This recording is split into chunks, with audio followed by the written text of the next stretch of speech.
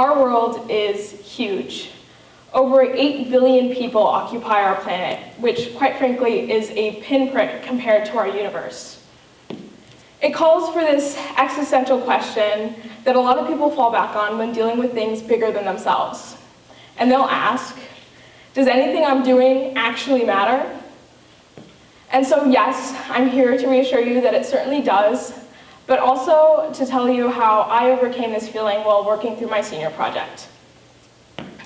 I, like many others, am quite concerned with the state of our climate at the moment. I was feeling rather ambitious while figuring out my senior project and decided to build it upon an issue I can't even begin to fathom. I decided that all my research projects would surround the entire history of climate change, which is a rather large timeline sitting at around 4.5 billion years. As soon as I started working, I realized I was in way over my head. And of course, I popped the question, does anything I'm doing actually matter?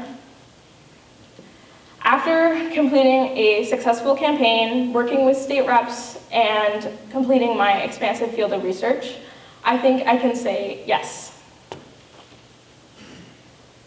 The first step in getting over the why am I doing this anyway question is research. Not the existential thought-provoking kind, but research that'll help you figure out what kind of work is genuinely helpful. When it comes to climate change, it's often encouraged to limit water consumption, turn off lights when not in use, and recycle. These are all healthy habits for a clean conscience and lower bills, but they do not significantly lower your carbon emissions. I actually, throughout my project, was able to intern with a climate action nonprofit that taught me a lot about what can actually help prevent further damage to the climate. This organization, 350 New Hampshire, promotes climate justice to our state government that allows for large-scale changes that can impact the carbon emissions that our state contributes. Now, after doing some research, it's time to tackle the actual work part.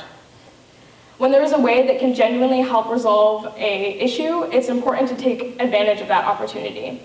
And it'll help boost your confidence in terms of the work that you are doing. Once I had kind of discovered the root causes of climate change with 350, I was able to work with our youth team in bettering climate education among high schoolers. It's important that as high schoolers grow into their voting age, that they know more than just the science of climate change, but also how our government can contribute to lessening the carbon emissions that we contribute. By creating a toolkit filled with educating resources and information, we were able to create a way that students could access specific information about how climate justice ties into the New Hampshire government. Finally, it's time to reflect on the work that you've done. It is really easy to just get roped into what you're doing and feel like it is minuscule compared to the work of somebody else or the issue itself. For example, when I first started working on my project, I had this idea to surround a case against the Bow coal plant owned by Granite Shore Power.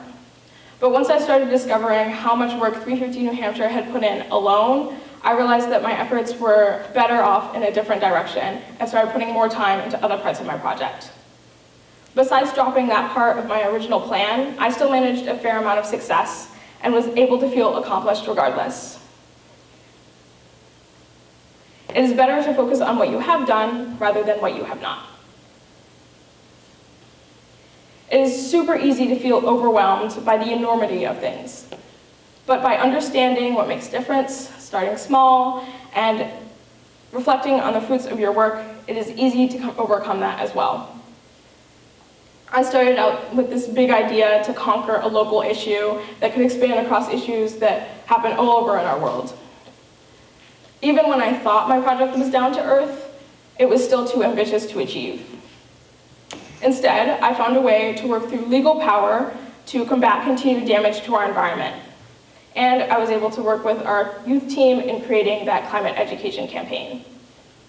I could focus on what's next in terms of distribution and resources, but instead I decided to focus and reflect on what went well and the further successes to come. In no way am I deterring big thinking. And in fact, I think with my way of going through this kind of work, that major results are still possible. Before the beginning of my project, the 315 New Hampshire youth team actually saw a lot of issue in the plans to build an asphalt plant in the heart of Nashua. Not only would this plant be bad for the environment, but it would also pollute surrounding areas of low-income communities, communities of color, churches, and schools. The youth team decided by creating ways for voices to be heard who opposed the asphalt plant that could possibly change the opinions of the committee planning board in order to get it turned down. A lot of our youth team members are actually live in Nashua and felt very strongly about what could possibly be the effects of the plant. It may seem like a small gesture just to get voices to be heard, but it was actually very well honored, and a lot of people opposed the plants once they were able to speak out about it. Once it became the day to decide on whether or not this plant would be built, there was a unanimous no from the committee planning board. A quote I like to remember from Socrates is, "The secret of change is not to focus all your energy not on fighting the old, but on building the new." Although there are 8 billion people in our world, there is always something you can do to change the world around you. Thank you so much for listening. Does anyone have any questions?